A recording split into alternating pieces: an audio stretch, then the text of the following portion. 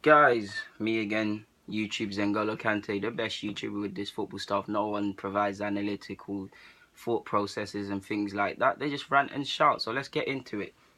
Chelsea, let's talk about Chelsea's transfer business. Now, I have to do this, I have to put myself in a Chelsea fan's point of view. I mean, from a Chelsea fan's point of view, put myself in their shoes.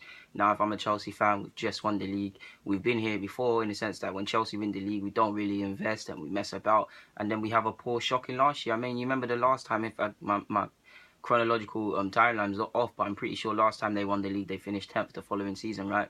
Yeah, that happened. You want to avoid that. So now that means what I always say, Conte and all of these players, and Conte, Wenger and Klopp, they're relying on existing players, but more so to the point Chelsea, when you win a league, it's very dangerous to believe that these players can do it again because there's a bit of complacency because they're comfortable. There's a bit of thinking they're better than they already are because everything's gone to plan. There's a case of just believing this same thing can get to you. And obviously, other sides have seen what you're about, and you're going to be under more scrutiny. So it was important you got the how do I put it? Recruitment correct. Now I don't know whether it's Conte. I've always told you guys I rate Conte, but from his time at Chelsea, what I've seen, it looks like recruitment is a problem. At first, I thought it was his problem, getting players, persuading them to sign for Chelsea and things like that. But now I'm starting to realise it's the powers above. Because you look at Matic, from his language, it doesn't lead you to believe he wanted Matic to go. Matic was now sold for 40 million. You've seen he wanted Lukaku, it didn't happen. Drinkwater's come in, that happened after the Barkley one didn't bang. Ox turfed it, Van Dijk turfed it, Sancho turfed it. There's a couple other players I'm probably missing out. Llorente turfed it.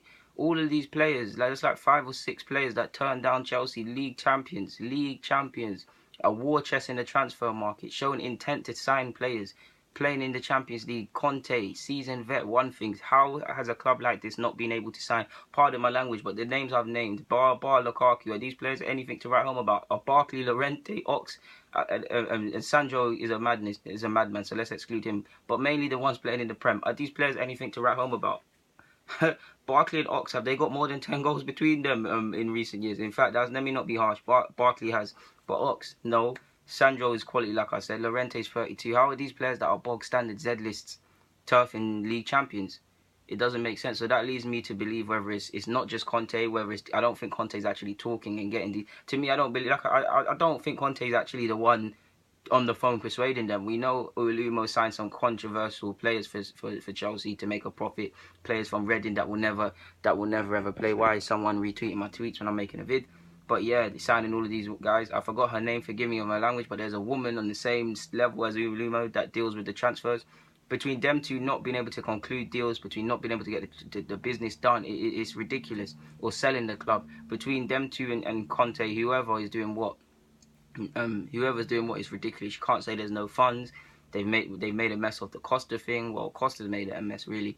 But in terms of actual recruitment that they've brought in some good players. A bit underwhelming, but some good players. I mean, Bakayoko's got a lot of rough diamonds, but based on last year, he looks like he can be a good player. He looks like he's got legs in him. He's got an engine. He's box to box. He might be able to chip in with a few goals. Can put a foot in. All action centre mid that they didn't really crave, but they wanted it. They didn't get the creative midfielder they could have needed. It looks like it's only really Cesc there. It's only really Cesc there in terms of being creative in the middle of the park. They've signed Drinkwater, homegrown, decent player, nothing to write home about, but you've got to give him a chance. That's all right. Rudiger, you've on the basis that you think Conte is known about, and Conte's from Italy. Rudiger played for Roma. You like to think he talks the same language, not Italian, but the same sort of defensive language and mentality that Conte wants. So maybe he has no problem slotting in. I didn't rate him too tough, but on reflection of seeing the Confeds, he's gone up in my book a bit. So yeah, Morata, you guys know I rate Morata. I don't even need to talk about him. The guy is quality, and he's already shown it for Chelsea in small patches. That is a great signing. And they've signed Zappa Costa. I mean, he's a decent crosser of a ball. He handles his defensive well. He's a smart player. He hasn't got anything that stands out about him like that per se in physicality, but he's a smart player. Conte knows him well. He selected him as one of the reserve players for the Euros.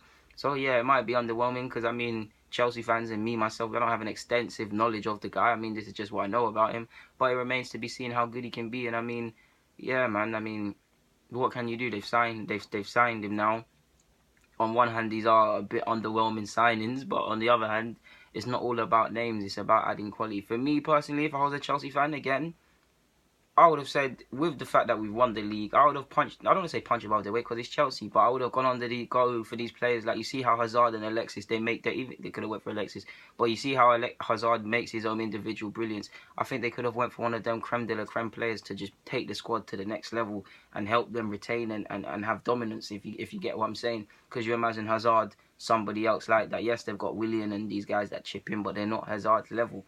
They've done their thing up front. They're playing a dangerous game with Morata, as much as I rate him, and I think he will hit the ground running and score his goals. But you also have to consider the possibility that he doesn't, because he doesn't have a history. His CV does not say he's bagging. Apart from that season for Madrid last year, where he got 20. He hasn't consistently got that, so there's a question mark. Costa's been named in the squad. If they were to patch and make things up tomorrow and let bygones be bygones, of course, then he goes and plays. But I'd say, if I was a Chelsea fan, considering we won the title and we want to do one of the hardest things ever, and that's retaining it, I'd give this a 4 or 5, because I'm looking at the names that were linked to the clubs and who they actually got, and it is underwhelming. They got Willy Calabro, guys, I'm never gonna try to say that. Willy Calabro or whatever, man. I'm poor with names. Yeah, they got him as their second choice keeper. So it's not really nothing to write home about. But in fact, let me not lie, it's a 6. I'll give them a 6. Morata, Bakayoko, Rudiger, they are some good signings. Zappacosta, I think he might be able to surprise a few people having him down as just some bog standard player. And even if he is, I mean, that's what Dave came about as, and Dave is that. But why do we rate him so much? Because he's competent, consistent. That's what you need to be a footballer. So these might not be the best signings. These are clearly not the first choice signings. But what can you do now? I'll give it a 6, purely because if I was a Chelsea fan, with the names that we're being linked with to get these players, some of them, it is underwhelming. But on the other hand, they've got quality. They have signed 2, definitely out of the names I've named, 2 quality players that have real, genuine quality in Bakayoko and Morata. Rudiger remains to be seen, but he looks like he can be competent, as can Zappacosta. And you know what you're getting with Drinkwater. He's going to be a decent passer. He's got an engine. He's homegrown, so he aids the base that. He's going to be playing Champions League for Chelsea. He wants to do that. He's someone that wants to be there. So, yeah, man, I mean, you could do a lot worse. Could have done a lot better, but you could do a lot worse. So I'd say it's been a bit so-so, and this is what I mean by, with Chelsea, it feels like they're either going to be put a major shift in for the title, or they're going to slip, like have a poor season. I don't think they're going to have a poor season, but this is just what I'm feeling at this point in time, guys. But yeah, I'm signing out, guys. Deluded Goon, I'm signing out. Am I waffling, Chelsea fans? Am I telling the truth? Get in the comments. The only way.